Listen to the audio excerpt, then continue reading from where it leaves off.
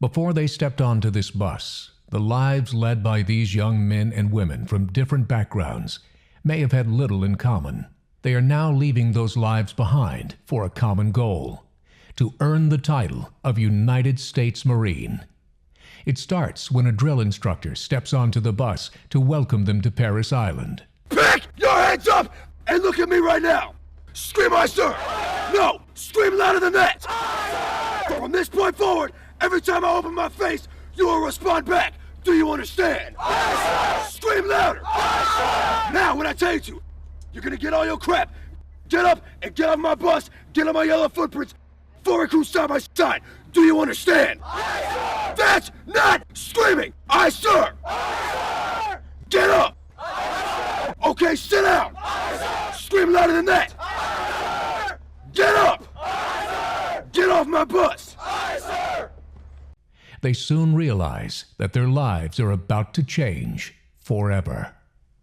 Every enlisted member of the world's finest fighting force begins their transformation on the same iconic yellow footprints. Not everyone standing here will earn the title of U.S. Marine. The Marine Corps' success depends on teamwork. Therefore, teamwork is an essential part of your training here at Parris Island. From now on, you will train as a team. You will eat, live, sleep, and train as a team. The word "I" is no longer part of your vocabulary.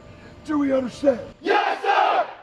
To do so, they must pass through the most demanding recruit training in the world. Not everyone is cut out for it. Over the next 12 weeks, they will be tested more than they could have ever imagined, physically, mentally, and emotionally. The training is intense and uncompromising, but they will find parts of themselves they never knew were there. They will be broken down and rebuilt from the ground up as a disciplined, motivated, and dedicated warrior for their nation. They will be United States Marines.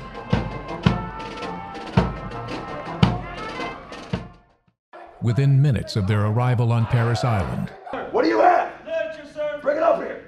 Say "Aye, sir." Aye, sir. the new recruits surrender the last physical remainders of their past identity as a civilian, such as candy, snacks, cigarettes, and for the men, their hair. Look, take the tension off your neck and relax. Welcome to the receiving phase. The receiving phase is made as confusing and disorienting for the recruits as possible, to help distance the recruits from civilian habits and to prepare them for Marine Corps discipline. The initial meet and greet, or when the drill instructors are introduced to their recruits, is basically a culture shock to basically have them in the mindset of what they're going to be doing here in recruit training. The recruit training is 70 training days, and there will be transitioning into those training days as Marine Corps recruits. The Marine Corps' success depends upon teamwork. Therefore, teamwork is an essential part of training on Parris Island. It is to replace the thought of self with the thought of the team. Before training can start, each male recruit must be able to do a minimum of 2 pull-ups, and female recruits must be able to do a flexed arm hang for 12 seconds. Both are required to do 44 crunches in 2 minutes and run 1.5 miles in under 13 minutes and 30 seconds for the men, and the females have 15 minutes to cross the finish line. Recruits are advised to report to training with the ability to run much further distances at a faster pace, as the IST run is only half the distance of the 3-mile physical fitness test required of all recruits.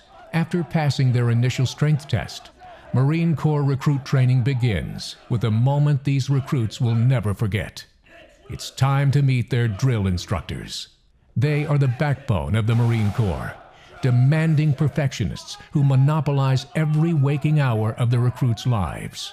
Every second of every day will be spent with these drill instructors, who will mold them into Marines. They will instill in them, through their own example, the utmost levels of professionalism, teamwork, discipline, and confidence.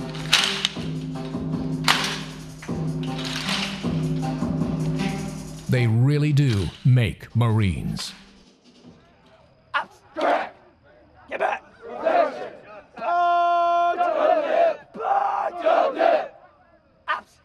The next 3 to 5 days is the period known as forming. It is nothing short of learning a new language, a new culture, a fast-paced way of life that starts with the willing obedience of every order. Recruits learn a complete new way of speaking and use language and terminology they will use throughout their entire time in the Marine Corps. The drill instructors physically, psychologically, and mentally challenge the recruits, including yelling at maximum volume and intimidation to simulate the stress of the battlefield and to elicit immediate compliance to instructions.